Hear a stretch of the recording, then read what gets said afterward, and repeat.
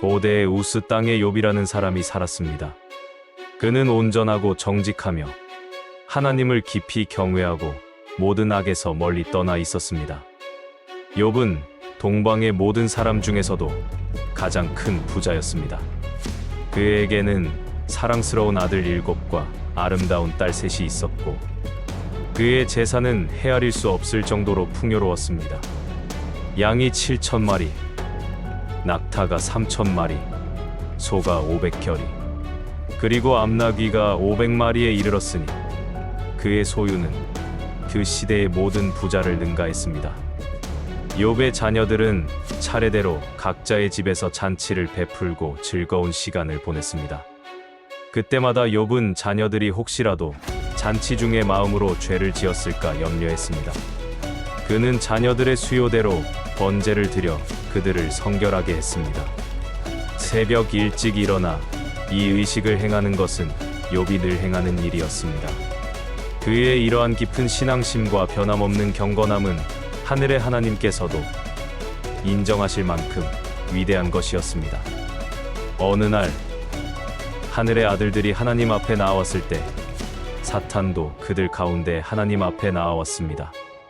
하나님께서 사탄에게 내가 어디서 왔느냐고 물으시자 사탄은 땅을 두루 돌아 여기저기 다녀왔습니다라고 대답했습니다. 하나님께서는 다시 사탄에게 내가 내 종 욥을 주의하여 보았느냐, 그와 같이 온전하고 정직하여 하나님을 경외하며 악에서 떠난 자는 세상에 없느니라고 말씀하셨습니다. 이에 사탄은 하나님께 욥이 까닭없이 하나님을 경외하는 것이 아니라고 주장하며 반박했습니다. 사탄은 주께서 그와 그의 집과 그의 모든 소유물을 울타리로 둘러 보호하시지 않으셨나이까? 주께서 그의 손으로 하는 일을 복되게 하사 그의 소유물이 땅에 넘치게 하셨음이니이다. 이제 주의 손을 펴서 그의 모든 소유물을 치시면 그가 주를 향하여 욕하지 않겠나이까? 하고 말했습니다. 사탄은 욥이 하나님을 경외하는 것이 순수한 믿음에서가 아니라 하나님이 주신 물질적 축복 때문이라고 비난했습니다. 이에 하나님께서는 사탄에게 욥의 모든 소유를 그의 손에 맡기시되 다만 욥의 몸에는 손을 대지 말라고 허락하셨습니다. 하나님의 이 허락에 따라 사탄은 하나님 앞에서 물러갔습니다. 어느 날 욥의 자녀들이 맏아들의 집에서 함께 음식을 먹으며 포도주를 마시고 잔치를 벌이고 있을 때였습니다. 욥에게 소식을 전하는 종이 다급하게 달려와 말했습니다. 스바 사람이 갑자기 들이닥쳐서 소들을 빼앗아 가고 종들을 칼로 죽였습니다. 오직 저만 홀로 피하여 주인님께 소식을 전하러 왔습니다. 이 종이 채 말을 마치기도 전에 다른 종이 또 달려와 외쳤습니다. 하나님의 불이 하늘에서 떨어져 양과 목자들을 불살라 버렸습니다. 오직 저만 홀로 피하여 주인님께 소식을 전하러 왔습니다. 이 종이 아직 말하고 있는 중에 또 다른 종이 달려와 숨을 헐떡이며 말했습니다. 갈대아 사람이 세 떼로 나뉘어 낙타들을 급습하여 모두 빼앗아 가고 종들을 칼날로 죽였습니다. 오직 저만 홀로 피하여 주인님께 소식을 전하러 왔습니다. 이 모든 비극적인 소식이 채 끝나기도 전에 마지막으로 전해진 소식은 욥의 마음을 갈기갈기 찢어놓는 것이었습니다. 또 다른 종이 달려와 비통한 목소리로 말했습니다. 주인님의 아들, 딸들이 맏아들의 집에서 음식을 먹으며 포도주를 마시고 있었는데 그때 갑자기 광야에서 큰 바람이 불어와 집 내 모퉁이를 강하게 쳤습니다. 그러자 집이 무너져 어린 자녀들이 모두 죽었습니다. 오직 저만 홀로 피하여 주인님께 소식을 전하러 왔습니다. 이 모든 엄청난 재앙 앞에서 욥은 큰 슬픔과 비통함에 잠겼습니다. 그는 일어나 자기 겉옷을 찢고 머리털을 밀며 땅에 엎드려 경배했습니다. 그리고 그의 입에서 나온 고백은 놀라웠습니다. 내가 모태에서 알몸으로 나왔사온즉 또한 알몸으로 그리로 돌아가올자. 주신 이도 여호와시요 거두신 이도 여호와시오니 여호와의 이름이 찬송을 받으실지니이다라고 고백하며 이 모든 일에 욥은 입술로 범죄하지 아니하고 하나님을 향하여 원망하지 아니했습니다. 그의 믿음은 어떠한 상황에서도 흔들리지 않는 반석과 같았습니다. 사탄은 다시 하나님 앞에 나아와 말했습니다. 가죽으로 가죽을 바꾸오니 사람이 자기의 모든 소유물로 자기의 생명을 바꾸었자 이제 주의 손을 펴서 그의 뼈와 살을 치시면 그가 분명 주를 향하여 욕하지 않겠나이까. 사탄은 욥의 생명에 고통을 주면 욥이 하나님을 저주할 것이라고 확신했습니다. 하나님께서는 사탄에게 욥의 몸을 그의 손에 맡기시되 다만 그의 생명은 보존하라고 허락하셨습니다. 이에 사탄은 하나님 앞에서 물러가 욥을 쳐서 발바닥에서 정수리까지 악성 종기가 나게 했습니다. 욥은 극심한 고통 속에서 제 가운데 앉아서 질그릇 조각을 가져다가 자신의 온몸을 긁고 있었습니다. 그의 온몸은 고름과 진물로 뒤덮였고 그 모습을 보는 것조차 고통스러웠습니다. 이 비참한 모습을 본 욥의 아내는 그에게 실망과 절망이 뒤섞인 목소리로 말했습니다. 당신이 그래도 자기의 온전함을 굳게 지키느냐 하나님을 욕하고 죽으라. 그녀는 더 이상 희망이 없다고 생각하며 욥에게 믿음을 버리고 차라리 죽음을 택하라고 권했습니다. 그러나 욥은 그녀에게 엄히 말했습니다. 그대의 말이 한 어리석은 여자의 말 같도다. 우리가 하나님께 복을 받았은즉 화도 받지 아니하겠느냐. 그는 이 모든 상황 속에서도 하나님의 주권을 인정하며 복과 화가 모두 하나님으로부터 온다는 사실을 받아들였습니다. 욥은 이 모든 일에 입술로 범죄하지 아니했습니다. 그의 인내와 믿음은 한없이 깊었습니다. 욥의 세 친구인 대만 사람 엘리바스, 수아 사람 빌다, 그리고 나아마 사람 소발은 욥에게 닥친 이 모든 비극적인 재앙 소식을 듣고 그를 위로하고 함께 아파하기 위해 각기 자기 지역에서 약속하고 떠나왔습니다.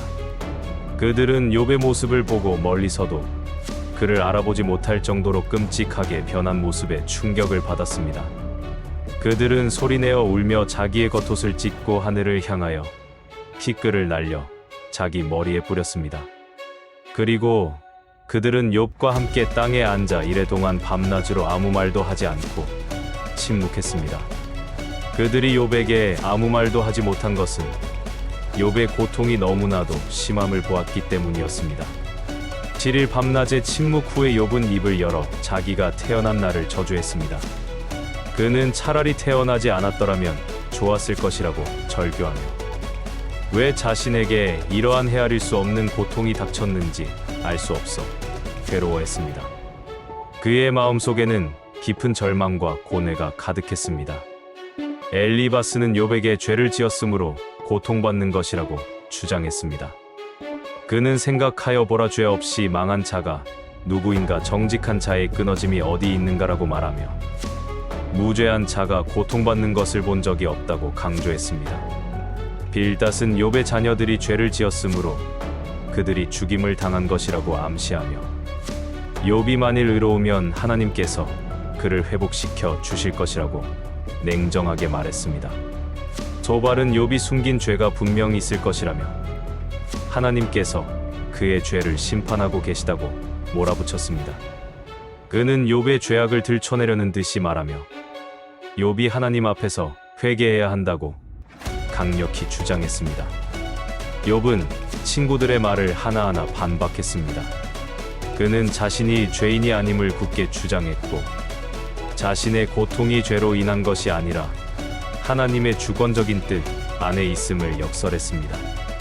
욥은 하나님께 자신의 고통의 진정한 이유를 묻고 자신을 향한 하나님의 깊은 뜻을 알고자 간절히 구했습니다. 그는 친구들의 위로가 오히려 자신을 더 괴롭게 한다며 탄식했습니다. 친구들의 무심한 말은 그를 더 큰 고독과 절망 속으로 밀어 넣었습니다. 욥은 계속해서 자신이 겪는 설명할 수 없는 고통에 대해 하나님께 항변했습니다. 그는 하나님께서 마치 자신을 대적하시는 것 같다고 느끼며 자신의 무죄함을 재차 강조했습니다. 그는 하나님께 공정한 재판을 요청하며 왜 자신과 같은 미미한 존재에게 그토록 큰 시련을 주시는지 의문을 제기했습니다. 욥은 자신이 고난받는 이유를 도무지 알 수 없어 답답해했지만 그럼에도 불구하고 하나님을 향한 믿음의 끈을 결코 놓지 않았습니다. 그는 자신이 죽더라도 속량하실 분이 살아 계시고 마지막 날에 그분이 땅 위에 서실 것을 믿는다고 확신에 찬 목소리로 고백했습니다. 이는 그의 믿음이 얼마나 견고한지를 보여주는 간증이었습니다. 욥과 세 친구의 길고 지루한 논쟁이 끝난 후에 젊은 엘리후가 등장하여 그들의 대화를 듣고는 분노했습니다. 엘리후는 욥이 자신을 의롭다 여기고 하나님을 비난했다고 지적하며 친구들은 욥의 고통이 죄 때문이라는 좁은 신학적 시각에 갇혀 있었다고 비판했습니다. 그는 하나님의 크심과 지혜를 강조하며 인간이 하나님의 뜻을 다 헤아릴 수 없음을 역설했습니다. 엘리후는 고난이 인간에게 교훈을 주기 위한 하나님의 방법일 수 있다고 설명하며 회개와 겸손을 통해 고난의 진정한 의미를 발견할 수 있다고 가르쳤습니다. 그의 말은 앞선 논쟁보다 훨씬 더 깊이 있고 통찰력 있는 것이었습니다. 마침내 폭풍우 속에서 하나님께서 욥에게 직접 나타나셨습니다. 하나님께서는 자신이 천지를 창조하고 다스리는 위대한 존재임을 상기시키시며 욥의 무지함과 연약함을 깨닫게 하셨습니다. 하나님께서는 천지 만물을 창조하신 놀라운 지혜와 능력을 보여주시며 인간의 생각으로는 도저히 헤아릴 수 없는 당신의 경륜을 설명하셨습니다. 하나님의 음성 앞에서 욥은 자신이 얼마나 보잘것없는 존재인지 깨닫고 자신이 했던 교만한 말을 취소하며 티끌과 재 가운데서 겸손히 회개했습니다. 그는 이전에 귀로만 듣던 하나님을 이제는 눈으로 직접 뵙게 되었다고 고백했습니다. 그의 영적인 눈이 열린 것입니다. 하나님께서는 욥의 세 친구에게 진노하셨습니다. 그들은 욥에 대하여 옳지 않은 말을 하였기 때문입니다. 하나님께서는 그들에게 수송아지 7마리와 수작 7마리를 가져다가 욥에게 가서 그를 위하여 번제를 드리라고 명령하셨습니다. 그리고 욥이 그들을 위하여 기도하면 하나님께서 그 기도를 받으시고 그들의 어리석음을 용서해 주실 것이라고 말씀하셨습니다. 친구들은 하나님의 명령에 순종했습니다. 욥이 친구들을 위하여 간절히 기도할 때 하나님께서는 욥의 고난을 돌이키시고 그에게 이전 소유보다 갑절이나 더 주셨습니다. 욥의 모든 형제자매와 이전에 그를 알던 사람들이 그에게 와서 그의 집에 함께 모여 욥이 당했던 모든 재앙에 대하여 그를 위로하고 위문하며 각기 돈 1개와 금고리 하나씩을 주었습니다. 그들은 욥과 함께 기뻐하며 슬픔을 나누었습니다. 하나님께서는 욥에게 이전보다 훨씬 더 많은 복을 주셨습니다. 그는 양 14,000마리, 낙타 6,000마리, 소 1,000결이, 암나귀 1,000마리를 소유하게 되었습니다. 또한 잃었던 자녀들 대신 아들 7과 딸 3을 다시 얻었습니다. 그의 딸들은 그 시대에 그 땅의 모든 여인들 중에서 가장 아름다운 자들이었습니다. 욥은 그 딸들에게도 아들들과 함께 상속받을 기업을 주었습니다. 그 후에 욥은 140년을 더 살며 자신의 자손을 4대까지 보았습니다. 그는 늙고 나이가 차서 충분히 살다가 평안히 죽음을 맞이했습니다. 그의 삶은 하나님의 놀라운 은혜와 회복의 증거가 되었습니다. 이 욥의 이야기는 우리에게 고난 속에서도 흔들리지 않는 믿음의 본질과 하나님의 절대적인 주권을 깊이 깨닫게 합니다. 때로는 저희의 짧은 생각으로는 도무지 이해할 수 없는 고통과 시련이 저희의 삶에 닥쳐올 때가 있습니다. 욥과 같이 모든 것을 잃고 절망의 나락에 떨어졌을 때에도 저희는 좌절하거나 하나님을 향해 원망할 수 있습니다. 그러나 욥의 삶을 통해 우리는 고난의 이유를 다 알지 못하더라도 그 고통 뒤에 숨겨진 하나님의 선하신 뜻과 완전한 계획이 있음을 온전히 신뢰해야 한다는 것을 배웁니다. 진정한 믿음은 인생이 형통할 때뿐만 아니라 모든 것을 잃고 절망의 나락에 떨어졌을 때도 하나님을 굳게 붙들고 그분의 주권을 겸손히 인정하는 것입니다. 욥은 극심한 고통 속에서도 결국 하나님을 원망하지 않고 끝까지 인내했습니다. 그의 변함없는 인내는 하나님께서 그의 삶을 회복시키시고 이전 소유보다 갑절의 복을 주시는 놀라운 결과로 이어졌습니다. 이는 고난이 단순히 고통스러운 끝이 아니라 우리의 믿음을 순수한 정금처럼 단련시키는 과정이며 더 크고 깊은 축복으로 나아가는 통로가 될 수 있음을 분명하게 보여줍니다. 또한 욥의 이야기는 인간의 지혜와 판단이 얼마나 미약하고 불완전한지를 우리에게 일깨워줍니다. 욥의 친구들은 자신들의 좁고 제한된 신학적 틀로 욥의 고난을 섣불리 해석하려 했고, 이는 욥에게 오히려 더 큰 마음의 고통과 상처를 안겨주었습니다. 우리는 다른 사람의 고통을 함부로 판단하거나 정죄해서는 안 되며, 오직 하나님의 크고 놀라운 섭리 앞에서 겸손하고 조심해야 합니다.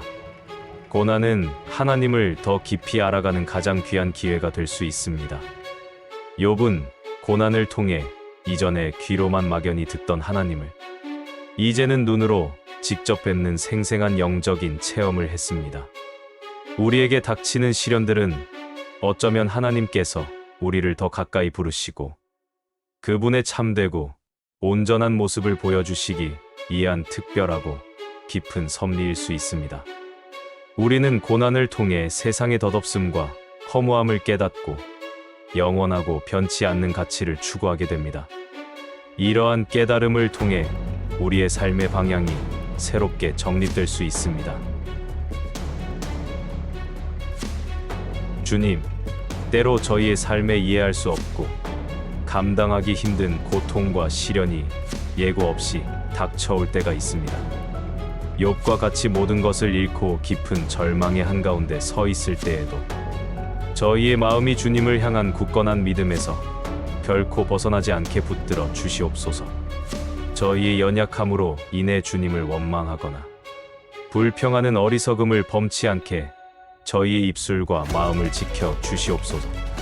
주님께서 허락하신 모든 고난 속에서도 주님의 선하시고 완전하신 뜻을 겸손히 발견하게 하시고 그 속에서 저희의 믿음이 더욱 깊고 견고해지게 하옵소서. 욥이 극심한 고난을 통해 주님을 더욱 깊이 알아가고 영적인 눈이 열리게 되었듯이 저희도 시련을 통해 귀로만 듣던 주님을 이제는 눈으로 뵙는 생생한 영적인 통찰력을 얻게 하옵소서. 주님의 절대적인 주권과 놀라운 섭리를 온전히 신뢰하며 모든 상황 속에서 주님을 찬양하고 감사하게 하옵소서. 저희가 알지 못하는 주님의 깊고 오묘한 계획이 있음을 굳게 믿고 겸손히 주님의 때를 기다리게 하옵소서. 고난을 통과하며 저희가 주님의 온전한 도구가 되게 하시고 주님의 크신 영광을 삶 속에서 드러내는 참된 증인의 삶을 살게 하옵소서. 이 모든 과정을 통해 저희가 정금같이 순수하게 나와 주님의 거룩하신 이름을 영원히 높이게 하옵소서. 예수 그리스도의 이름으로 간절히 기도드립니다. 아멘.